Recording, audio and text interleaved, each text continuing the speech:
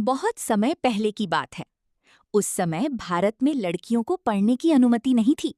लोग मानते थे कि शिक्षा केवल लड़कों के लिए है। लड़कियों को घर के काम करने और जल्दी शादी करने के लिए मजबूर किया जाता था। ऐसे कठिन समय में एक बहादुर महिला ने समाज को बदलने का साहस किया। उनका नाम था सावित्रीबाई फूले।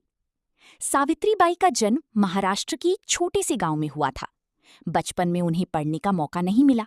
बहुत छोटी उम्र में उनकी शादी ज्योतिराव फूले से हो गई। ज्योतिराव एक समझदार और समाज सुधारक व्यक्ति थे। उन्होंने देखा कि समाज में महिलाओं और गरीब लोगों के साथ अन्याय हो रहा है। उन्होंने निश्चय किया कि वे अपनी पत्नी को पढ़ाएंगे। उस समय किसी महिला का पढ़ना बहुत बड़ी बात मानी जाती थी। लोग इसका विरोध करते थे, लेकिन ज्योतिराव ने हार नहीं मानी। वे रोज सावित्रीबाई को पढ़ाते। धीरे धीरे सावित्रीबाई ने पढ़ना लिखना सीख लिया। शिक्षा ने उनके जीवन को बदल दिया। अब वे समझ चुकी थीं कि अगर समाज बदलना है तो लड़कियों को शिक्षित करना बहुत जरूरी है।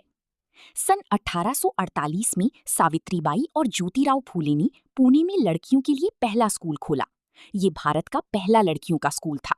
सावित्रीबाई उस स्कूल की पहली शिक्षिका बनी, इसलिए उन्हें भारत की पहली महिला शिक्षिका कहा जाता है।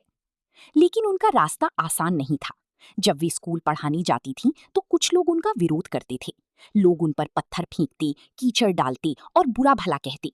वे चाहती थीं कि लड़कियां पढ़ाई ना करें, पर सावित्रीबाई बहुत साहसी थीं। वे रोज एक अतिरिक्त साड़ी लेकर निकलती थीं, ताकि स्कूल पहुंचकर गंदी साड़ी बदल सकें और बच्चों को पढ़ा सकें। धीरे धीरे उनके प्रयासों का असर दिखने लगा। कई लड़कियां स्कूल आने लगीं।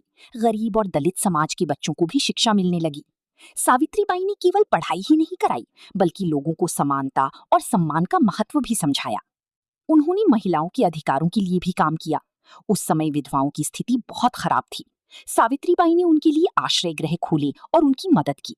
वे हमेशा कहती थीं कि शिक्षा ही इंसान को मजबूत बनाती है। एक बार पुणे में प्लेग नाम की बीमारी फैल गई। लोग डर के कारण मरीजों की मदद नहीं कर रहे थे, लेकिन सावित्रीबाई बीमार लोगों की सेवा करती रहीं। दूसरों की मदद करते करते वे खुद भी बीमार पड़ गईं और उनका निधन हो गया। लेकिन उनका संघर्ष और त्याग आज भी लोगों को प्रेरणा देता है। आज भारत की लाखों लड़कियां स्कूल जाती हैं, बड़ी बड़ी पदों पर काम करती हैं और अपने सपने पूरे करती हैं। ये सब सावित्रीबाई फूले जैसी महान लोगों के संघर्ष का परिणाम है। इस कहानी से हमें सीख मिलती है कि शिक्षा सबसे बड़ी ताकत है। अगर इंसान